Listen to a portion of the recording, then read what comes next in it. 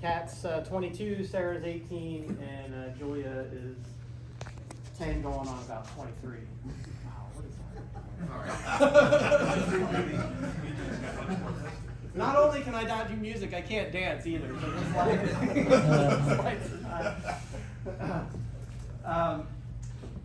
I was born in North Carolina, Fort Bragg. My dad was in the Army. We moved around a ton, and then when he got out of the Army, continued moving around. So I went to 12 schools in the 13 years from kindergarten through 12th grade. So I was always the new kid. That caused lots of problems, especially in my middle school, early high school years. I was getting in fights, all kinds of things. I was fortunate enough to stay out of big trouble, but that was probably the path that I was on. The one constant with all that moving around was my grandparents. Top left, top right picture there, it's my grandfather and my grandmother on my mom's side. He was a retired pastor, started a lot of churches in the Midwest. They were Grace Brethren churches. And when he retired from that, he became a school teacher at a really special place called the Milton Hershey School. And really cool thing. If you ever look it up, they have a really neat mission. They actually own 51% of Hershey Foods stock, and that funds the school. And it's for underprivileged kids and really sets them up and props them up for success. And if they get a B or better average while they're at the school, they pay for college. As well. So it's an incredible thing. So I know you guys may like Snickers, but that's my plug for buying Hershey's. Unpaid commercial advertisement. Academically, I was okay. You know, I was one of those guys that got through high school without a whole lot of work and got to college and had to work really hard. And it was kind of brute force through there. Ninth grade, we were in the middle of a move again, and we were staying with my grandparents between moves, and I got involved in a youth group there at my grandparents' church, and that is when I accepted Christ. And as Easy talks about, and some of us in this room have that same experience, it turns your life around, changes your perspective on the way you see things, the way you see yourself, and the way you see others. And that I wouldn't say it was an overnight type of thing, but it definitely changed the trajectory of my life. Sports, like a lot of us, right? I love all kinds of sports, still do. Some I was better at than others. Running is the thing that, as much as I hated running, it turned out that was the thing I was best at, and it paid for school. So I went to Boston University on a track and field scholarship. I ran the 800, so it's just far enough for me to have to run cross country, which was terrible. And I was terrible at, but I had to, and I love playing basketball too.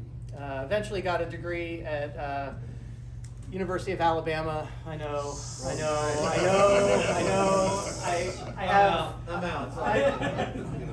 have my own internal dilemma with all of this. My wife's, I think, great uncle was the head coach at Ole Miss. Her whole family are hardcore Ole Miss fans. So this is a thing. Still coming. It certainly is a thing. Yeah. Well, the worst part is they asked me to come be the Grand Marshal at homecoming this year. So now I'm really like, ooh. I did have to say the first roll tide in space. I don't know. See, God does things sometimes even if we don't want him to, right? But underlying all of this, I always wanted to fly. I loved airplanes. That top right picture is at the Munich airport when I was about 3 years old. My grandmother looking out the window and me watching the airplanes taxi around. I was always fascinated by them. The foundations that my family, especially my grandparents, right? It sounds cliche, and they're a lot like we all kind of grow up with them, but it's probably for a reason.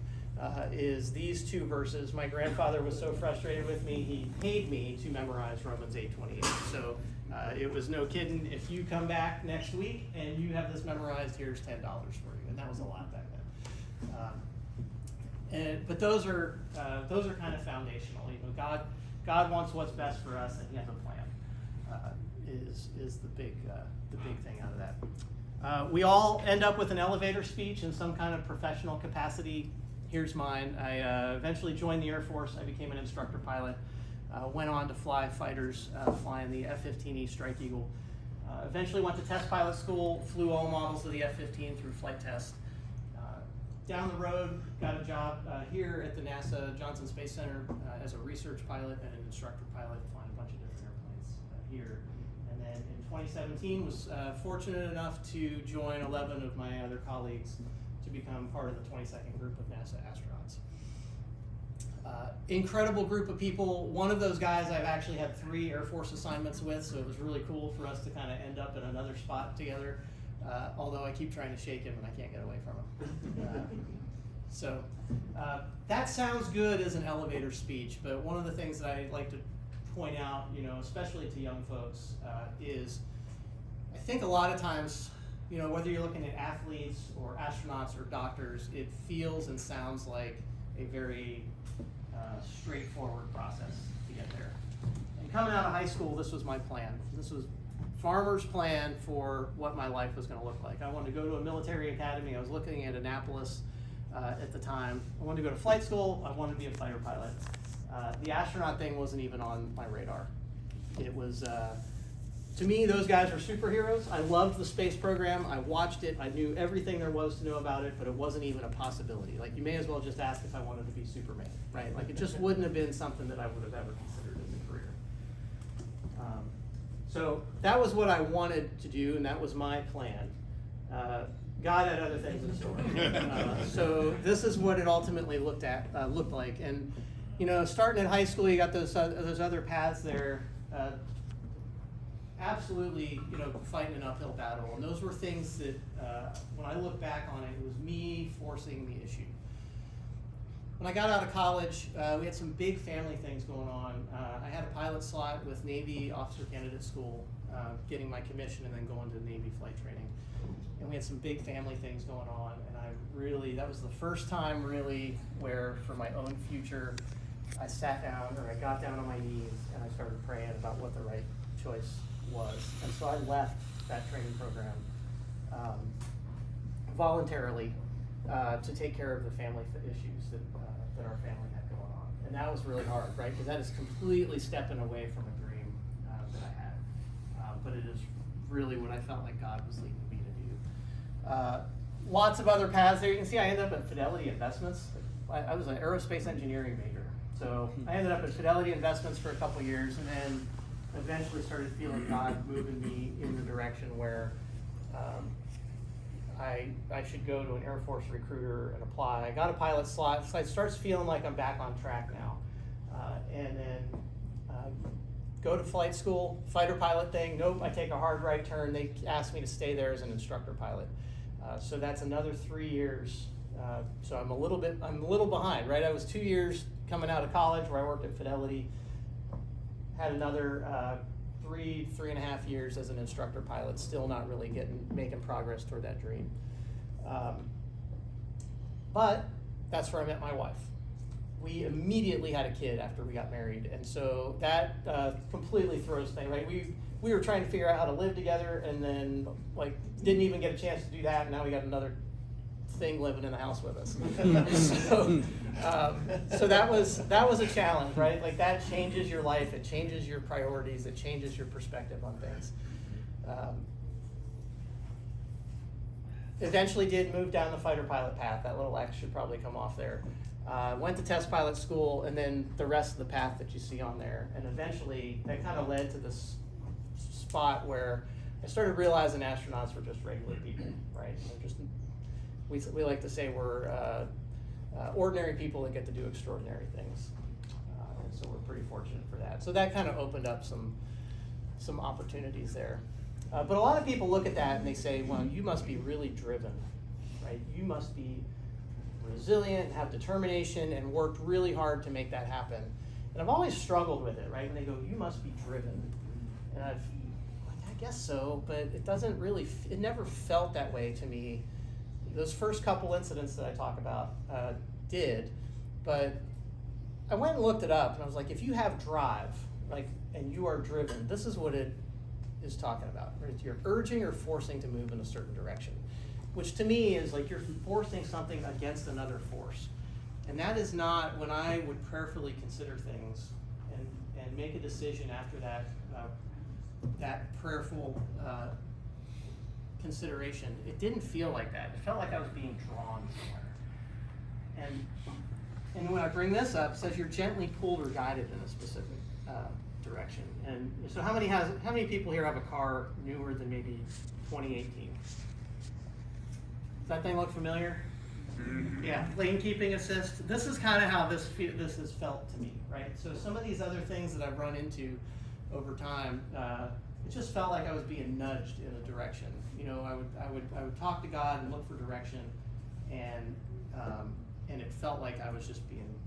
Didn't mean it was easy, right? It was still hard. It was often difficult. It wasn't something I wanted to do in my heart of hearts, but it was something I knew God wanted me to do, and so the actual action felt more like this like nudging of the steering wheel type of thing. So if you recall, like that's what it was. That's what it looked like, right? I couldn't have come up with this path on my own. Like no way would I have come out of high school and went, "Hey, this is what I want to do," right? And to me, this is what was underlying all of it, right? Is God has a plan, right? I know the plans I have for you, and the I isn't me, right? The I is God, and that's I think one of the really important things to understand is when you commit yourself and you trust your life with Jesus, you turn over those decisions to Him, and He can nudge you in the directions that He wants you to go. I did not ever plan on the astronaut path. I had no idea where it was going to lead me. But once I got to that point in my life where I started really looking for discernment on what God's path for my life was, that's when I really started following. Does it mean that everything leads to astronauts or professional athletes or things like that? No. But one thing I'll say is that as I started following that path and really prayerfully considering what where God wanted me to go, is that I was content every step along the way. That if that path had stopped at any given point, I was very content with where we were and with where I was and where my family was. And that my contentment rested in Christ. So along that path, though, each one of these things kind of felt like roadblocks along the way. And I had this a long time ago. What I should have done is I should have made these all yielded signs since we're now in the yielded conference, right? So I missed an opportunity, but these next year. Yeah, that's exactly right. So, but these were roadblocks. But when I look back on them, they weren't so much roadblocks as they were these nudges in the right direction, right? Hindsight being right, right? See what I did there? Hindsight being 2020. You can kind of see God really working in that, and that He had a plan, and as long as we were open to it, you never know where that's going to end up leading you. Fast forward, after 2 years of training in the astronaut office, I become an assignable astronaut. I get assigned in January 2021. That kicks off another 15 months of mission-specific training for our first mission to the International Space Station. About a week before our family entered quarantine, UBC sent us off. I think it was about a week before you started here, right? Kyle prayed over us, the church prayed over us, and I tell you, it was super valuable to have a church family that was supporting us through this process. As amazing as going to space is, it is still a lot like a military deployment, where there is a lot of emotional baggage, there's a lot of logistical baggage associated with it, and UBC really stepped up and supported us throughout all of that. So having a solid church family was really incredible. Launch week, this is one of the most special things that we get to do. If you guys can see way back in the middle behind, we're in quarantine, so we can't be close to all these people, but you kind of see way back in the middle, there's my family. Poor cat got stuck over there because she had a different quarantine posture. But all these people, this was, as much as I moved around, these are people in my life that never have interacted, right? There's family, there are teachers, there are colleagues, there are friends that lived all around the world, and they all came out to the launch. And this wave across is usually the day or two before launch. And to see all of them, especially having to step back like that, it is like a mosaic of your life history. It was a very emotional event and incredibly cool to get to participate in something like that. So really neat. April 27th was launch day. We walk out the famous doors. We're in our space suits, say goodbye to our families. That's me blowing a kiss to Julia before I get in the car. And we ride the Teslas out to the launch pad. We get in the rocket and launch ourselves into orbit out to the International Space Station. So 15 hours later, we're docking to the space station. That's my first look out the window. I was the pilot, so I have to be in the seat a little bit longer than everybody else. And so I finally got out and I got to go look out the window. It was pretty incredible. And then this is us docking to the space station as we come in. So pretty incredible. We spent 170 days on the space station doing science, maintenance, all the things that we do on station. And then 170 days later, we do it all in reverse. We put our spacesuits on, get in the spacecraft, 4.5 hours, still a record to this day of fastest trip home from space station. 4.5 hours, we're splashing down in the Atlantic. SpaceX picks us up in the boat, flies us on a helicopter, we leave to the NASA airplane, and that brings us back here. And then that's the first time we get to see our friends and family in the last 6 months. So being in space is an incredibly unique opportunity, obviously, just to say the obvious, but there are a lot of things that come out of that. And this is one that is talked about a lot, the overview effect. Have you guys heard of the overview effect? Anybody? It's I think Frank White is the guy, the author's name. Back in the late 80s, he coined the term, and it was this change in viewpoint that astronauts have when they see the Earth from space, of how they view humanity. They see no political borders. They become more questioning of why we have conflict. And then there's also a planetary side of that, of how the whole Earth is interconnected and environmental aspects of that. I think the second part drove home a little bit to me while I was up there, and seeing the way different parts of the planet were connected, and being able to watch currents and clouds move and all of that stuff. But this is probably the most talked about common question that we get when we go around places, other than how do you pee in space. And it really seems to intrigue society. And there was a link there. The video has a bunch of astronauts that were, while I was in space, they were putting that thing together, and they're interviewed about it. So it's an interesting phenomenon to me. But I would say I didn't experience it nearly as dramatically as others did, and I really kind of wondered why that was the case. And the more I thought about it, the more I realized that I think we as Christians have the ultimate overview effect, right? We have a perspective that is completely different than the rest of the world. We are handed in our Bible God's perspective of creation and humanity, and we are given a role to love others as we love ourselves, to take care of creation, right? And I think that gives us our own ultimate overview effect. We don't need to go to space to have that. And so I think that is one of the reasons. And as I look around the astronaut office, we are a microcosm of society. Not everybody here are Christians.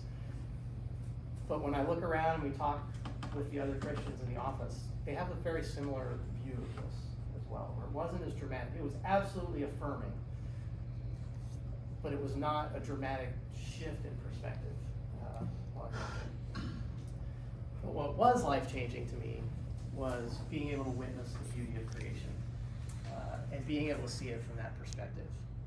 Realize that we are so lucky to be able to live where we live. The Earth is truly a blue oasis in the middle of space. There's so much blackness out there, and who knows what we find down the road. Whether there's life somewhere else, it doesn't matter. It's not close. Right? And so we are super, super lucky to live where we are. And to see that creation and how special it is, and to realize that we have access to that creator as Christians is really incredible. I'm trying to keep an eye on the time here. The other thing is how big God truly is. When you see the creation on that scale, and you realize how big God is in order to be able to create something like that, it is mind-blowing. This thing's about 5 minutes long. It was one of my challenges, like when I was up there, I'm not a photographer, but I picked up photography while I was up there, because I was like, this is how you communicate the experience. And I started taking lots of pictures, and there's a song that really hit hit home to me, and I wanted to put them together. You guys know the "So Will I" or 100 Billion Times? You guys know that song? I set that to a bunch of the pictures that I took in space. And to me, it drives home a lot of what we were just talking about the perspective of creation, how beautiful it is, and what our place is in it.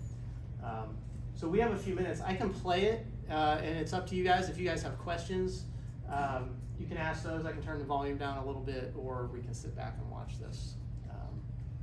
So whatever you guys are on the floor. I just had one quick question on the overview effect that you talked about. You said that it didn't affect you or the other Christian astronauts as much. Did you ever find that the non-Christian astronauts, it would affect them to move towards God a bit? Or? No. So that's the interesting thing. I think a lot of us hope that would be the case.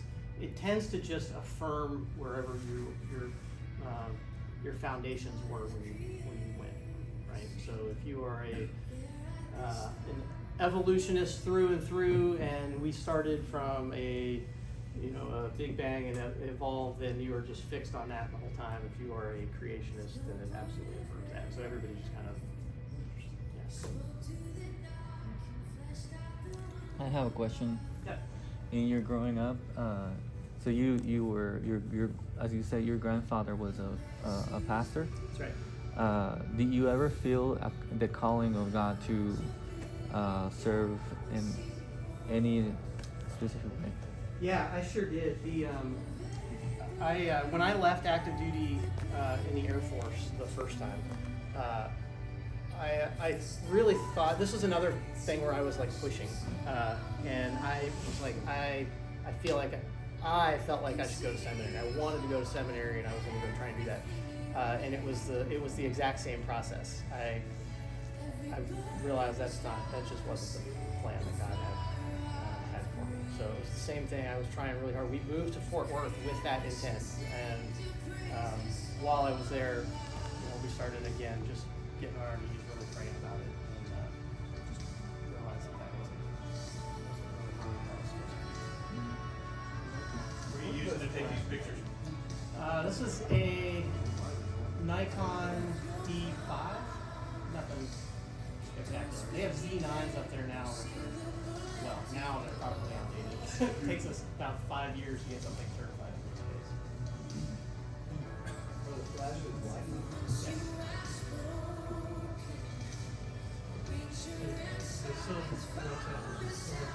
Yeah. That's right.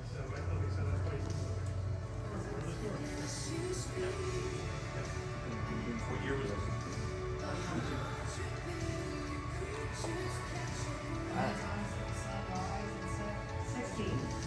24-hour period, 16 Like in 3 sentences, I know it's difficult, but having experienced this, looking at the Earth from the space, when a person that comes to you and believes in a flat Earth,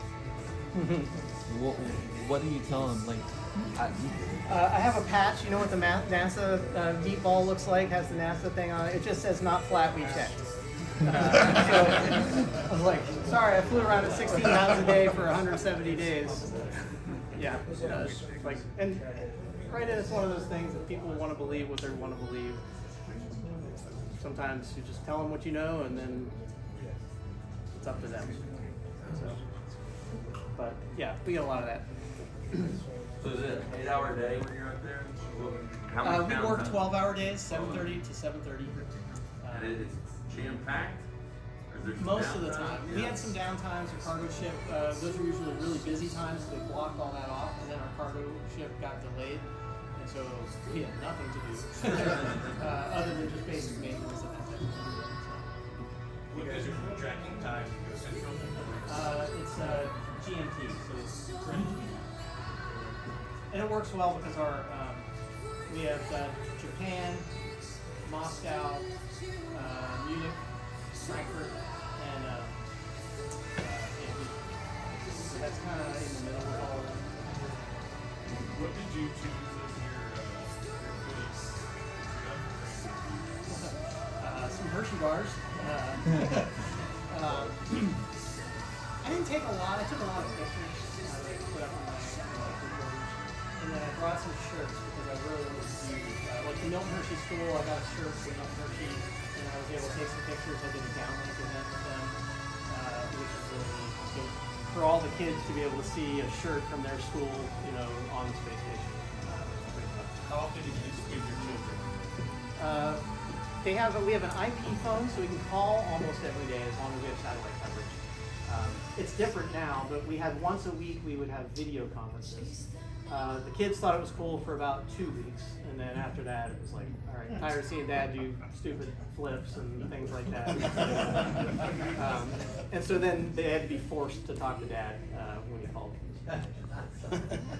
Bring your Bible. What's that? Did you bring your Bible? I did actually, and I brought Bibles for each of my girls too. So I had them. Nice. I had them monogrammed and brought them to space, and then I wrote an inscription inside for each. Even in space, you're still just Dad. Yeah. Yeah. How does the aging thing work? Aging thing? Like, I am a quarter slower. second younger than I would have been if I stayed on Earth. So I am valuing that quarter second every day. So as a main pilot, you said, right? You were the main pilot? How much of the flight is automated and how much you actually Most of it is control? automated. Okay. Yeah. It's only when you gotta pause. SpaceX is like, don't touch anything. They don't like humans. So that we train for a lot of different things, but as long as things go smoothly, then yeah, we don't have to touch it very often. what did you think of the SpaceX suit versus the NASA? It looked great, not very comfortable. So, and it's not very functional. I mean, it's functional and it'll keep you alive, but you can't really do stuff in it. The gloves don't fit so well. But it worked, got me there, got me back. So It in looks more futuristic. So the lady who designed it for SpaceX is the designer for the Marvel movies. Oh. They actually had the Iron Man. If you go in the elevator shaft at the SpaceX, it's a glass elevator, and in the shaft right behind it is the first Iron Man suit that she designed. So in the picture where you're like this, you actually tried to do the Yeah, heart? I was trying to do the heart to show my drawing. You had to pick the single most amazing thing you saw when you were up there. What would you say? Boy, that's tough. I think the Aurora. That Honestly. green light? Yeah, yeah. We had a really big solar storm. I think it was in August or July of that summer, and it was spectacular. It was our nighttime. You know, everybody was getting ready for bed. The lights were turned off. I went to go close the window shutters in the cupola, and I popped my head down there. Wow, because the forecast for that day, we get a forecast every day for the Aurora, and the forecast was low, so we weren't paying attention to it. And I went in there, and it was spectacular. We were flying right through the middle of it. And that's where a lot of those things that I took were during that event. And they got a lot of attention too, because as I downloaded them, the Today Show caught wind of it, so they featured it on their morning show, showing, you know, photos of the Aurora from the astronauts. So it was, those were pretty spectacular, and the way, if you've never seen them from the ground, they're really, I mean, the way they ripple and it's pretty amazing. But man, when you're in space and then you're flying through the middle of it, it's pretty spectacular. So it doesn't always happen. The aurora's not always there. It seemed like there was some faint version of it, but the space station goes to 56.5 degrees latitude. That's as far north or south as it gets, and they often don't reach that far. And they wouldn't be very intense, right? You might be able to see a little bit of green way off on the horizon, but man, during these solar storms, they came all the way up, you know, that far south and north to where we're flying right through. And it was just amazing. You don't think God would have something you were created? An interesting fact I learned after watching a thing on the Aurora at the planetary museum. If you have the northern and the southern pole, the Aurora that you're flying over and seeing image. It's a mirror image going on at the same time. It's pretty cool. The season that we were in, they were all southern lights at the time. The Earth is tilted, so that's the thing. The aurora is there, but if you're in daylight, you can't really see them. And so it's only want to see it when they're at night. So it was southern winter when we were there, so it was all very dark. So flying over Australia and New Zealand, we're seeing a ton of them, which is pretty spectacular. Yep. What was the most valuable lesson that God taught you while you were in space? While I was in space,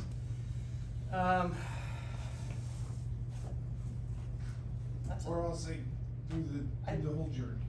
I think again, a lot of it was affirming, you know, a lot of things. And we launched 3 weeks after, a little more than 3 weeks, but after Russia invaded Ukraine. And 3 of our crewmates are Russian. And I think one of the things that I appreciated most, 3 of my 4 crewmates on the SpaceX are Christians as well. And I think that it was very timely that our crew makeup was like that at the time, because there were a lot of tensions, and the benefit of the doubt and the grace that you have to give your other crewmates when they're under pressures like that is, I think, very important. And it's one of those things that I look at now, right? This is, you know, when we look at society and the challenges that we have right now, I think we could all do well to give people some grace.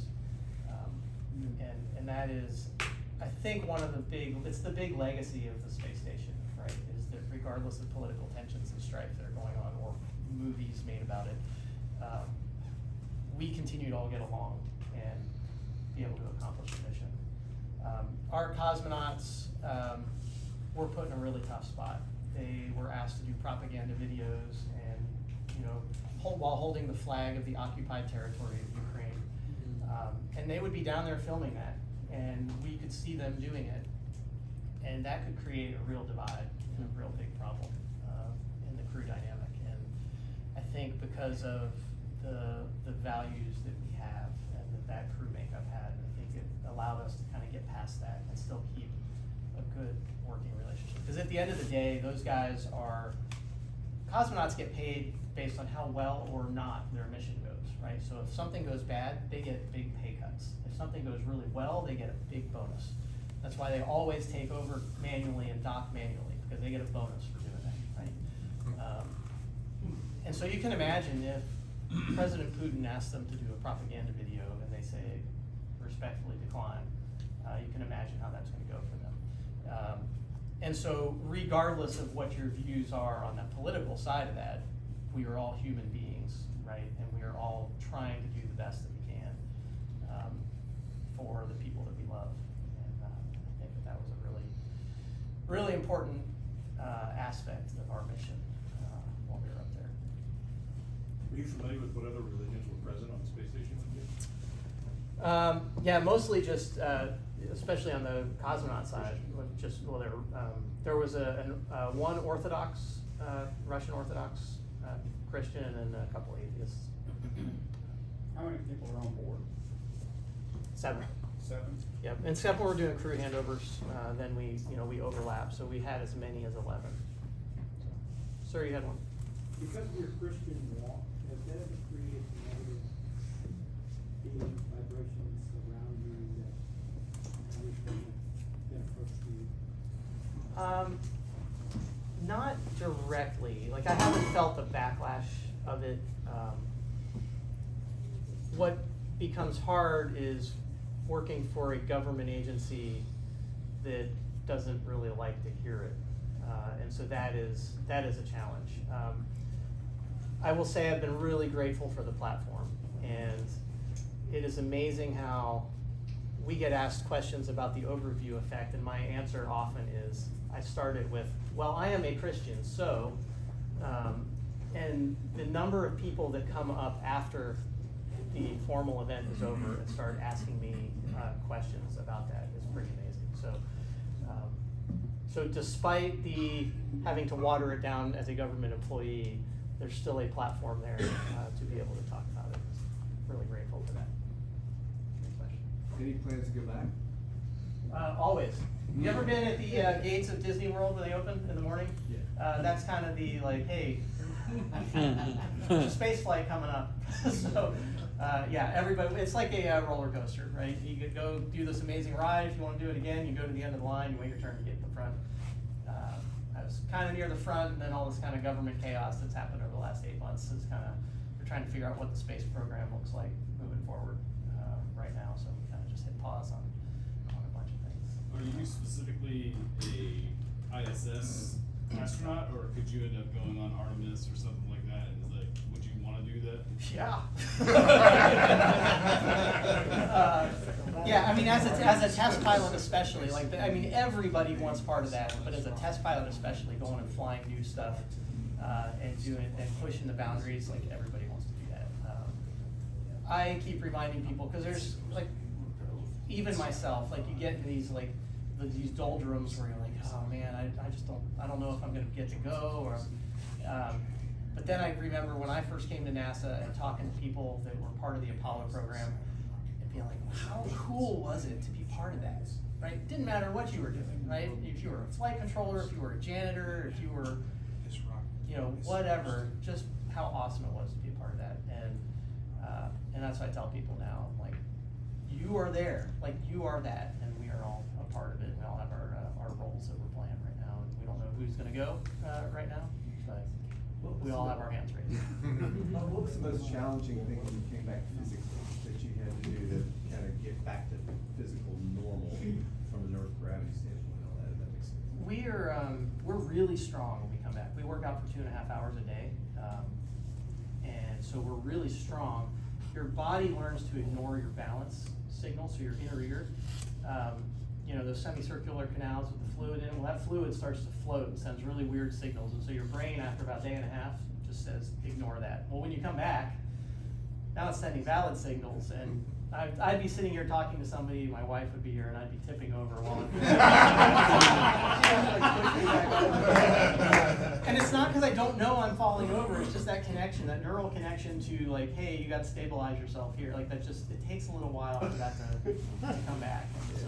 Yeah, my neighbor talks about it, it's Lori Cooper, Oh, okay, that's physiologist, yeah, she talks about working with you guys. Yeah. So, and some of those challenges. Yeah, it's very weird, because you're strong.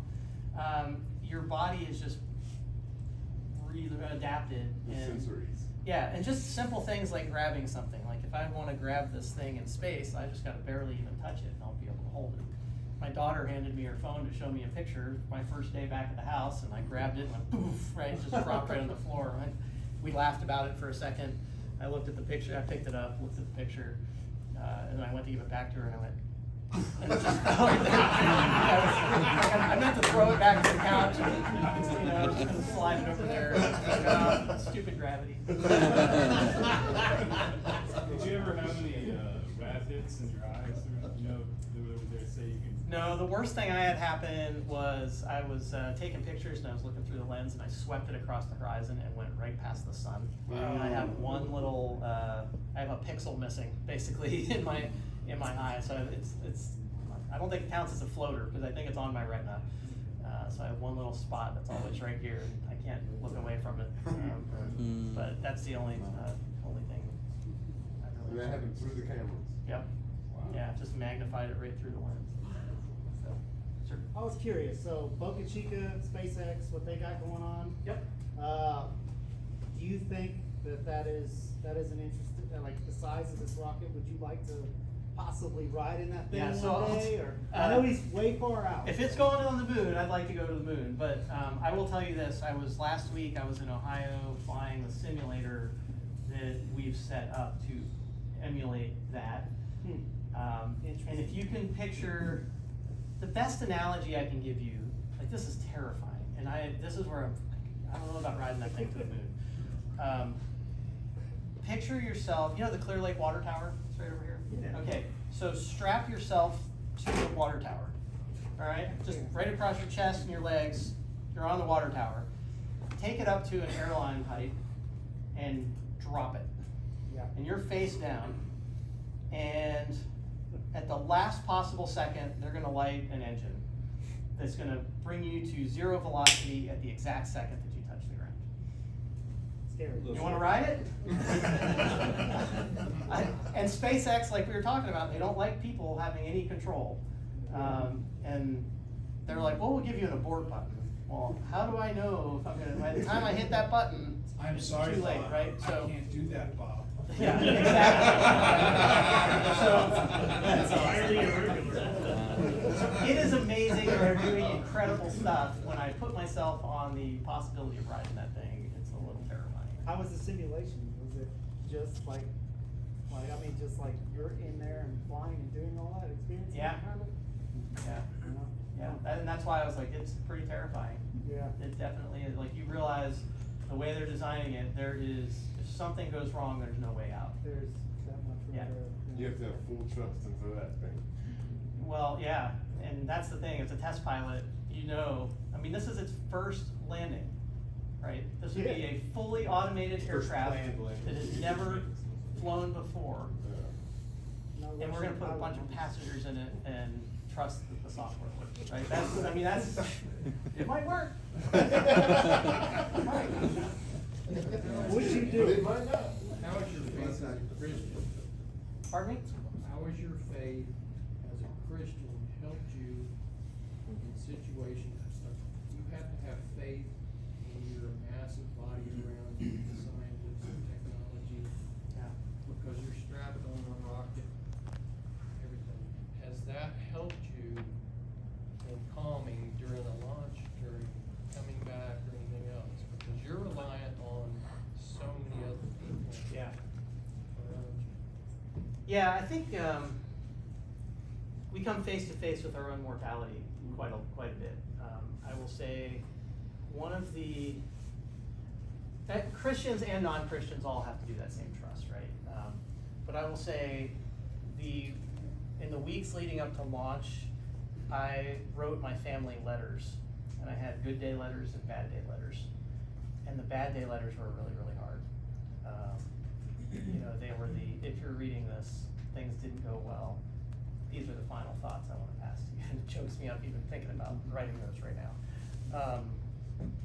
That was really hard, but that was really where I drew on, you know, the knowledge of, like, there's no fear of where I'm going, right? There's no fear of, you know, I was able to talk with them in the letter about that, right? And why my faith means I'm not afraid of that. But man, it was hard. It was still really, really hard. And I think almost beyond what you're asking about is you realize that you're putting your trust not in all of them. Now, you absolutely trust them, right? But at the end of the day, right, like, God's in control. And Did you share any of those bad day letters or anything? No. They're still in an envelope in the desk drawer. I don't want Yeah. It's a good day, did they go out? They did, yeah, so we have family escorts, and they had both envelopes. I was like, don't screw this up. Yeah.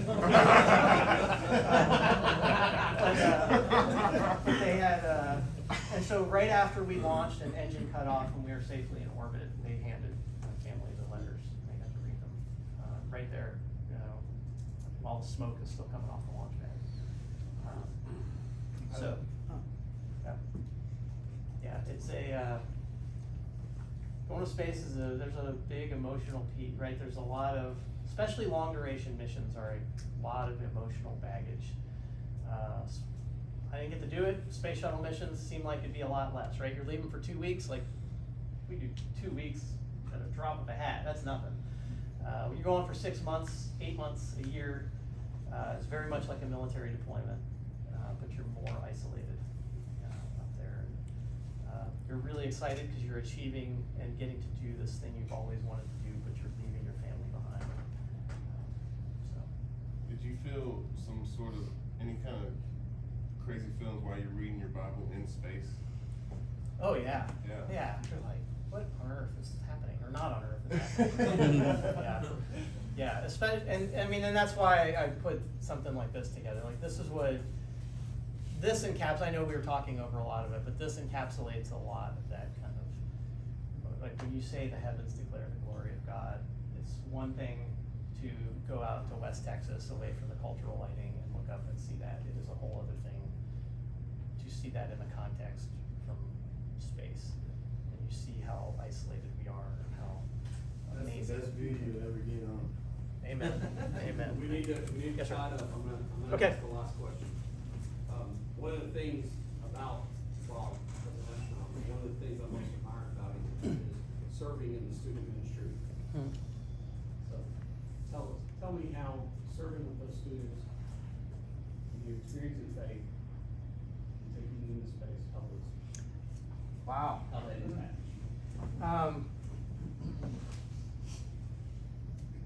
You're making me cry a little bit. Okay, we're men. That's right. Yeah, so Jeff and I and our wives came up here. You guys were doing it a little bit before us, but when we got paired up with a group of ninth graders, and then we followed them all the way through high school. I got picked as an astronaut. When was it? Was it the end of the first year? Yeah. Something like that. So we did a full year. They knew me just as Bob the nerd, and during that process, then I get selected to be an astronaut. And man, that's a weighty responsibility, right? Because now you've built this relationship with these kids, and the model that we had here at UBC was that we follow the kids through. So we stayed with them through 10th grade and 11th grade and 12th grade, all the way up through graduation. And it was cool to see how they responded to it. It made it extra important for me to make sure I didn't change, right? And they, I think, would hold me accountable for that. But to make sure that I'm still just Bob the nerd, not Bob the astronaut with the big head, and that type of thing. But to be able to carry them along on that journey was incredibly valuable. And it was it's really special. Yeah. Those guys had a tough road to hoe. They were they went through the COVID years, right? You saw a bunch of the training pictures and stuff on there. We're all wearing masks and that type of thing. And that group had a tough last year and a half. We basically had to do it remotely. So we were doing Zoom calls for Sunday school and that type of thing. But it was really special, and one of the most rewarding things I've ever gotten to do. All right. Thank you guys for being up here. That's way over time now. Was the video on YouTube? So. No, because I didn't ask if I could use that song. If you guys want a copy of it or something like that, let me know, and I can. That wasn't yet.